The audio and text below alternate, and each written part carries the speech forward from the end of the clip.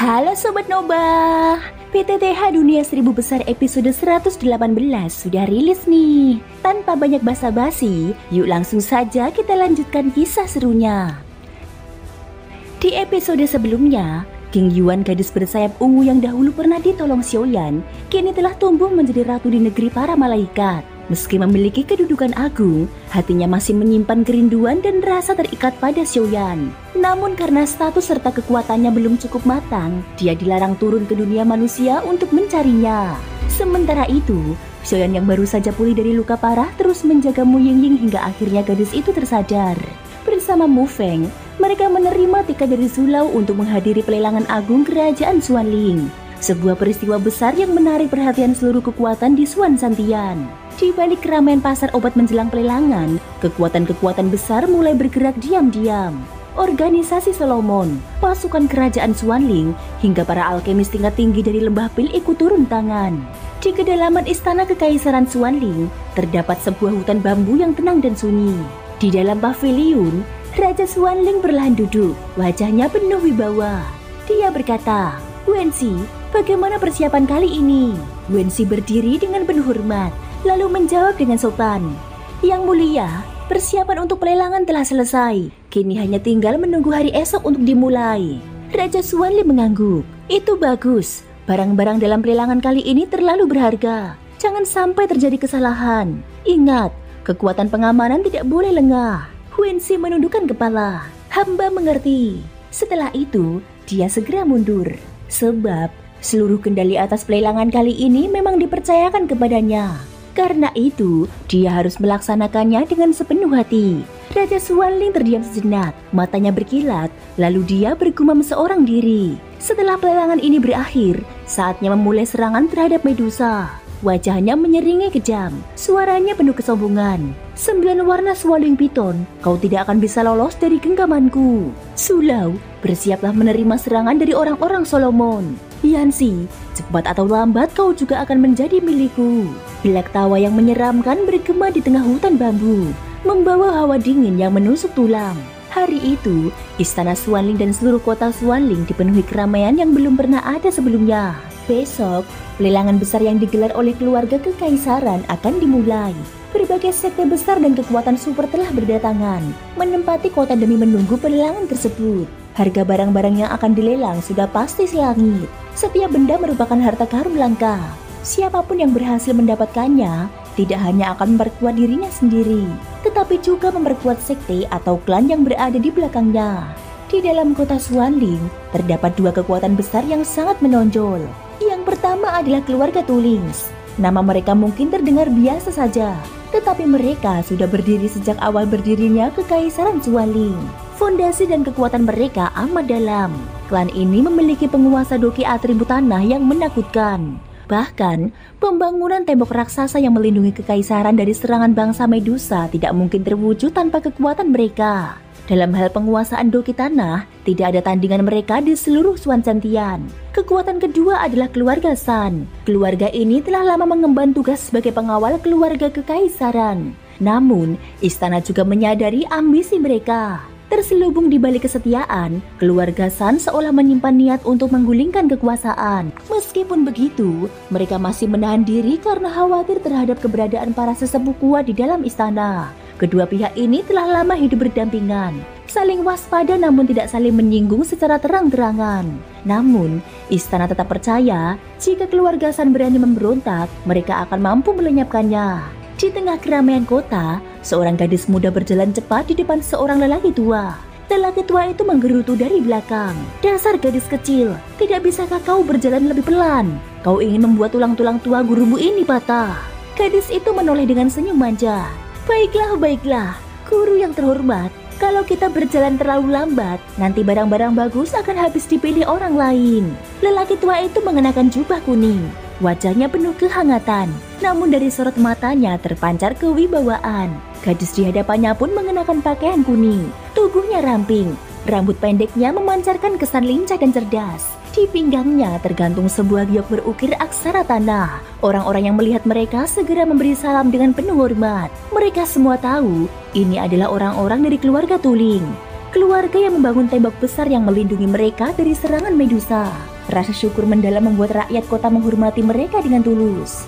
Gadis itu kembali bersuara, "Guru, mari kita ke pasar obat terlebih dahulu. Kudengar di sana akan ada pelelangan kecil keluarga kekaisaran. Katanya banyak barang aneh di sana." Lelaki tua itu hanya menggeleng sambil tersenyum. "Hah, kau ini." Namun, dia tetap mengikuti muridnya. Gadis itu memiliki kedudukan tinggi di klan mereka, sehingga sebagai gurunya, dia harus melindunginya dengan penuh perhatian. Sementara itu, di luar sebuah penginapan, dua pria muda dengan pedang di punggung berjalan berdampingan. Keduanya tidak menampakkan sedikit pun aura. Namun pedang yang mereka bawa memancarkan niat membunuh yang amat menakutkan. Salah satu dari mereka berbicara dengan nada serius. "Kali ini guru tidak bisa datang.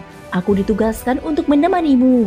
Mungkin kesempatan ini bisa membantumu menembus batas kekuatanmu." Pemuda lain itu menggeleng. "Terima kasih senior ketiga. Namun, aku tidak tertarik dengan hal-hal ini." Tanpa menoleh, dia langsung melangkah menuju penginapan.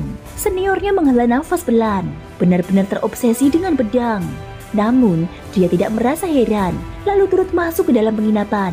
Mereka berasal dari Sekte 1000 Pedang, salah satu dari 9 sekte besar. Kehadiran mereka dalam acara semegah ini jelas tidak dapat dihindarkan. Suara pemuda itu kembali terdengar. Sepertinya banyak sekali kekuatan berkumpul di kota Xuanling. Dengan begitu banyak pihak hadir, pelelangan kali ini pasti akan sangat luar biasa. Tidak lama setelah itu, keduanya menghilang masuk ke dalam penginapan. Sementara itu, di bagian terdalam istana, sebuah ruang penyimpanan indah berdiri megah. Tempat benda-benda pelelangan disimpan. Wensi berdiri di depan pintu, menatap para prajurit yang berjaga. "Bagaimana pengaturan penjagaan?" Seorang prajurit menunduk hormat. "Lapor tuan, penjagaan telah tersebar di dalam istana hingga keluar kota Xuanling. Kecuali seorang dosian, tidak seorang pun dapat menembusnya."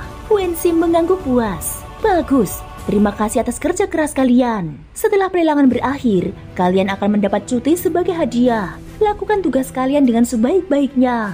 Setelah berkata demikian, dia pun pergi meninggalkan tempat itu. Para prajurit yang mendengar janji tersebut semakin bersemangat dalam menjaga keamanan. Xiaoyan bersama rombongannya perlahan melangkah memasuki pasar obat. Langkah mereka tidak pernah berhenti. Tujuan mereka ada dua: mencari ramuan langka tingkat tinggi, sekaligus menyaksikan kemegahan yang disebut-sebut sebagai perayaan terbesar sebelum dimulainya pelelangan agung kerajaan Xuanling. Bahkan Xiaoyan sendiri, saat berhadapan dengan begitu banyak harta langit dan bumi, tidak bisa menyembunyikan sorot matanya yang memanas. Pasar ini ternyata amat luas. Jalannya membentang panjang, lurus, terbagi dua.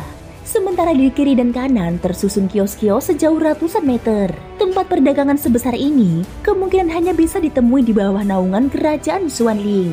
Di sepanjang jalan, teriakan para pedagang silih berganti, bercampur dengan aroma pekat pil dan ramuan yang menebar kuat di udara, membuat suasana pasar ini begitu riuh. Mu Yingying yang berjalan di sisi Xiaoyan menghentikan langkahnya, kemudian menoleh ke arah pemuda itu. "Xiaoyan, mengapa kau hanya terdiam?" Tanpa menunggu jawaban, gadis itu langsung menggandeng tangannya dan menariknya menuju bagian dalam pasar. Mu Feng yang berjalan di belakang hanya bisa melirik sekilas pada keduanya, lalu ikut mengikuti langkah mereka. Suara teriakan para pedagang kembali terdengar. "Jangan lewatkan, lingsi kayu 100 tahun. Sangat bermanfaat bagi mereka yang berlatih dengan teknik atribut kayu. Pil tingkat 9, pil angin, mampu meningkatkan kecepatan pengguna dalam waktu singkat. Obat terbaik untuk menyelamatkan diri.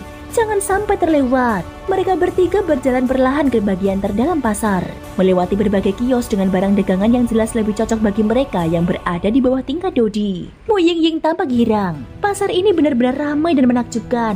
Dengan lincah dia melepaskan genggaman Xiaoyan, lalu berlari ke depan. Dia berjongkok di sebuah kios yang menjual benda-benda aneh dan indah. Matanya berbinar penuh ketertarikan. Sebagai gadis, dia tentu tidak bisa menolak benda-benda mungil yang indah. Xiaoyan hanya bisa menggeleng sambil tersenyum tipis. "Biarkan saja, kita tunggu sebentar." Mu Feng pun berbicara. "Ada sesuatu yang perlu kubeli, nanti aku akan menyusul." Xiaoyan mengangguk. Mu Feng segera menghilang dalam kerumunan. Xiaoyan kemudian berjalan kembali untuk menghampiri Mu Yingying. Berkat kekuatan indera jiwanya yang luas, dia samar-samar merasakan adanya aura tersembunyi yang amat kuat di bagian dalam pasar. Aura itu begitu mulus, namun membuat dirinya waspada, sebab hanya makhluk kuat yang mampu menyembunyikan keberadaan semacam itu. Namun, saat dia menoleh, sosok Mu Yingying yang seharusnya di sampingnya justru menghilang. Xiaoyan tertegun. Dia jelas telah mengunci keberadaan gadis itu dengan kekuatan jiwanya. Seharusnya mustahil bisa terlepas.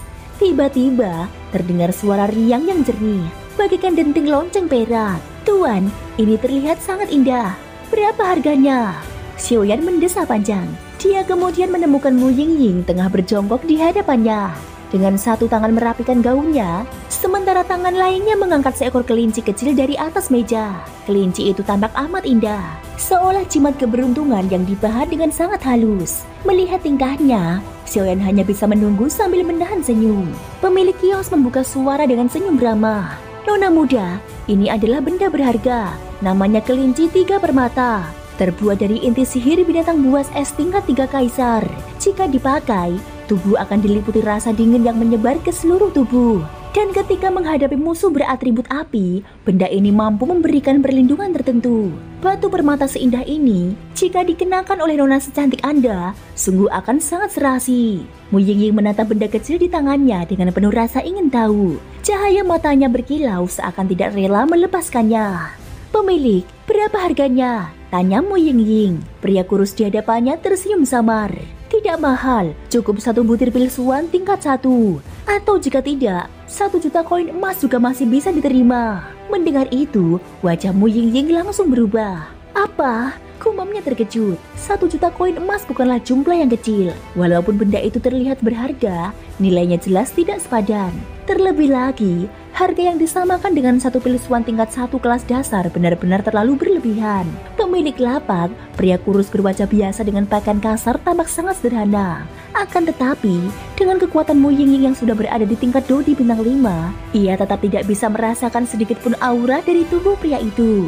Pria kurus itu menyipitkan mata, menatap Mu Yingying yang jelas-jelas menyukai kelinci giok di tangannya. "Gadis kecil, jangan meremehkan kelinci 3 permata ini. Hanya dengan inti sihir dari binatang atribut es tingkat 3 kelas kaisar, sudah cukup menandingi kekuatan seorang Dodi bintang 3. Mu Yingying mengerutkan kening. Dia mengatakan, "Hargamu terlalu tinggi. Walaupun terbuat dari inti sihir binatang atribut es tingkat 3, tidak seharusnya mencapai nilai sebesar itu." Sebelum pria itu menjawab, sebuah suara terdengar dari arah lain. "Kalau tidak, sama saja dengan merampok." Xiaoyan berjalan mendekat dengan wajah tenang. Pemilik lapak itu menatap Xiaoyan dengan wajah serius. "Anak muda, memang benar harganya tidak sepadan. Namun kelinci ini bukan hanya sekedar benda hias. Dia menyimpan rahasia lain. Coba perhatikan baik-baik." Dari kepalanya, samar-samar memancar kekuatan dingin yang tidak biasa. Bahkan seorang Dodi bintang 7 pun tidak mampu menyingkirkan kekuatan itu. "Menurutmu, apakah benda ini masih bisa disebut biasa?" Tanpa banyak bicara, Xiaoyan meletakkan kristal pembayaran berisi 1 juta koin emas di atas meja. Tangan kanannya mengambil sebuah benda lusuh yang nyaris tidak terlihat nilainya. Sebuah gulungan tua yang pudar hingga tulisannya hampir tidak bisa terbaca. Namun, alasan Xiaoyan mengambilnya bukan sekedar asal. Di dalam tubuhnya, inskripsi inti gerakan ilahi miliknya bergetar, seolah memberi isyarat bahwa gulungan itu menyimpan sesuatu yang luar biasa. Saat Xiaoyan hendak menyelesaikan pembayaran, suara pemilik lapak kembali terdengar. "Tunggu dulu, benda itu tidak dijual." Xiaoyan terhenti, alisnya mengerut. Namun pria kurus itu justru tersenyum penuh arti. "Anak muda, kalau tidak salah, kau seorang alkemis bukan?" Xiaoyan menatapnya dalam-dalam, lalu mengangguk. Pemilik lapak melambaikan tangan. Dia melanjutkan, "Jangan khawatir, seorang alkemis tingkat 1 kelas kaisar memiliki masa depan yang tak terbatas. Aku tidak berniat melakukan hal berlebihan. Hanya saja, aku ingin menawarkan sebuah kerjasama." Xiaoyan memandangnya dingin, lalu kekuatan jiwanya menyebar seketika, menekan udara di sekitarnya. Pria kurus itu terkekeh, matanya berkilat. "Benar-benar alkemis tingkat 1 kelas kaisar. Bahkan kekuatan jiwamu sudah hampir menembus ranah Empire Mortal. Bagus, bagus sekali." Ia mengangguk puas, lalu melanjutkan dengan nada serius. "Beberapa hari setelah lelang istana selesai, kami berencana pergi ke wilayah liar di luar kekuasaan kerajaan Xuanling. Kami ingin mengundangmu sebagai alkemis dalam kelompok kami. Di alam liar, tanpa seorang alkemis, jika terdesak dalam bahaya maka sama saja menunggu kematian. Selain itu, menurut informasi yang kami peroleh, ada beberapa daerah di sana yang hanya bisa dilalui dengan kekuatan jiwa alkemis." Xiaoyan tertegun. "Wilayah liar?" Gumamnya pelan. Tempat itu dikenal sebagai kawasan paling berbahaya, dihuni oleh berbagai suku binatang ajaib, dan terletak tidak jauh dari pusat gurun kematian. Bahkan seorang Dodi bintang 8 pun tidak berani masuk dengan gegabah. Lebih penting lagi, Xiaoyan tahu bahwa di wilayah liar itulah kemungkinan besar dia bisa menemukan dua hal terakhir yang ia butuhkan. Inti sihir tingkat 6 atribut es dan darah segar binatang sihir. Dia menatap pria itu lekat-lekat, lalu bertanya, "Kalau aku setuju, apa keuntungannya bagiku?" Pria kurus itu langsung tersenyum lebar. "Peranmu hanya menyediakan pil pemulih dan menggunakan kekuatan jiwa bila diperlukan. Sisanya tidak perlu kau hiraukan. Dan kami akan menjamin keselamatanmu dengan mengirim seorang Dodi bintang 6 untuk melindungimu sepanjang perjalanan. Adapun soal keuntungan," dia berhenti sebentar, lalu menatap Xiaoyan dengan sungguh-sungguh. "Kau boleh menyebutkan syaratmu sendiri." Xiaoyan menatap tenang ke arah pedagang di hadapannya. "Kalau begitu, aku tidak akan terlalu banyak menuntut. Jika memungkinkan, berikan kepadaku satu inti sihir serta darah esensi dari binatang sihir atribut es tingkat 6, ucap Xiaoyan dengan suara datar. Dia memahami bahwa inti sihir semacam itu sangatlah langka. Namun sebagai seorang alkemis tingkat puncak kaisar tingkat 1, harga tersebut menurutnya layak untuk diminta.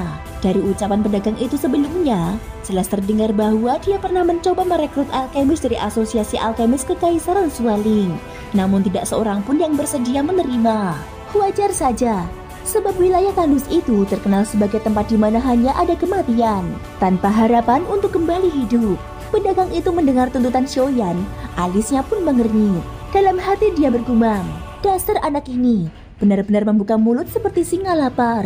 Dengan nada agak jengkel, dia berkata, "Saudara muda, permintaanmu agak berlebihan. Semua bahan obat untuk ramuan pemulihan yang akan kami gunakan telah kami persiapkan sendiri. Selain itu, kami juga akan mengeluarkan biaya besar untuk menugaskan seorang ahli Dodi bintang 6 melindungimu. Binatang sihir tingkat kaisar, apalagi yang berada di atas tingkat 3, sudah sangat sulit ditemukan. Mereka biasanya berkelompok dan menguasai wilayah gunung. Untuk membunuh binatang sihir tingkat 6, sekalipun berhasil menemukannya, hampir mustahil dilakukan. Apalagi untuk mendapatkan inti sihir serta darah esensinya. Itu adalah sesuatu yang teramat berharga." Xiaoyan tetap tenang. Ia menatap pedagang itu sambil perlahan melepaskan seberkas aura api 23 warna dari tubuhnya.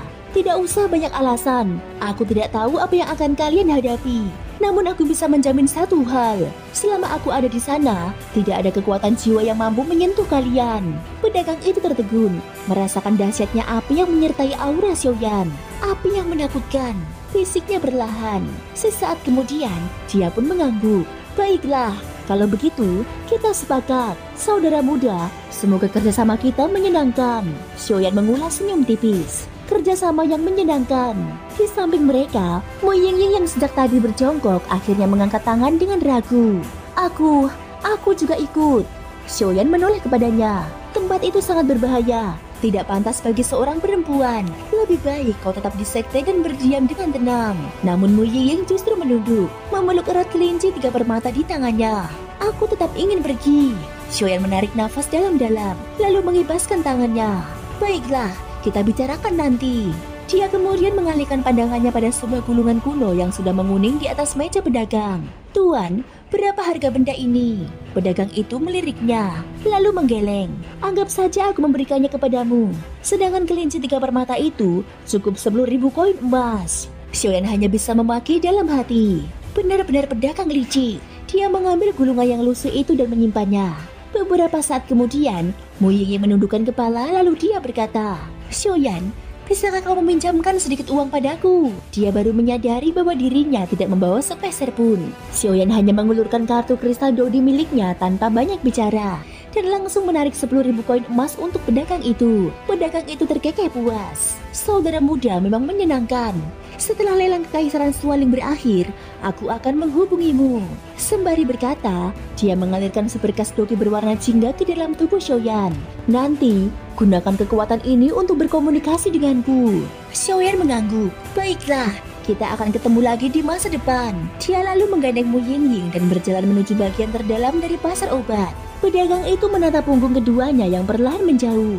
Benar-benar pemuda menarik. Gulungan kuno itu entah apa isinya, tetapi pasti tidak sederhana. Namun biarlah, mengingat dia seorang alkemis tingkat puncak kaisar 1, aku akan menganggapnya sebagai hutang budi. Di zaman ini, Hanya dialah satu-satunya alkemis yang berani pergi ke daerah tandus. Ucapannya diakhiri dengan tawa kecil.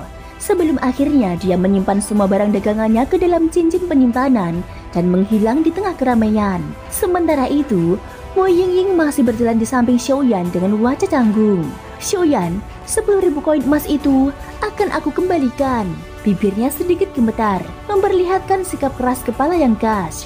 Xiaoyan menoleh sekilas lalu kembali memandang ke depan, enggan menanggapi. Mo Yingying buru-buru menambahkan, "Jangan salah paham, sejak dulu aku selalu bersama kakakku, jadi aku tidak pernah membawa uang sendiri." Xiaoyan akhirnya tersenyum tipis sambil mengangkat bahu. "Baiklah, aku mengerti." Bagi dirinya, 10.000 koin emas sama sekali tidak berarti. Sebagai alkemis tingkat kaisar satu puncak, hartanya sudah bisa dikatakan setara dengan sebuah negeri. Hanya saja, ramuan tingkat tinggi jarang sekali dijual belikan dengan emas. Karena alkemis sejati lebih suka menukarnya dengan bahan langka atau bahkan dengan hubungan perasaan dan jasa dari para ahli. Itulah prinsip sesungguhnya dari seorang alkemis tingkat tinggi. Bertukar barang dengan barang, bukan dengan emas. Mo Yingying berjalan di sampingnya sambil mengusap lembut kelinci 3 permata di pelukannya. Xiaoyan sendiri diam-diam menggunakan kekuatan jiwanya untuk meneliti gulungan kuno yang baru ia peroleh. Akan tetapi baru saja kekuatannya menyentuh, dia langsung terhenti oleh sebuah penghalang tak kasat mata. Yang lebih mengejutkan, inti inskripsi kehidupannya yang tersembunyi di inti kesadaran jiwa mendadak memancarkan dorongan yang amat rakus terhadap gulungan tersebut. Xiaoyan segera menarik kembali kekuatan jiwanya. "Tempat ini terlalu ramai. Sebaiknya aku menunggu hingga kembali." Dengan pikiran itu, dia melanjutkan perjalanannya. Pasar mulai tampak sepi. Kios-kios di kiri kanan jalan semakin jarang. Begitu pula kerumunan orang. Jelas bahwa mereka sudah mendekati bagian terdalam dari pasar obat. Hanya mereka yang memiliki kekuatan dan latar belakang cukup mumpuni yang berani datang ke tempat ini. Namun ketika langkah mereka semakin jauh memasuki area itu, tiba-tiba terdengar suara perempuan yang manja namun penuh rasa ingin tahu di sisi Xiaoyan. "Hei, sepertinya engkau menyimpan sesuatu yang sangat menarik di tubuhmu." Thank you guys sudah mendengarkan ceritaku di episode kali ini sampai akhir. Ikutin terus kelanjutan episode berikutnya ya. Terima kasih buat kalian semua yang udah subscribe, like, dan komennya. Semoga hari kalian menyenangkan. Sampai jumpa dan bye-bye.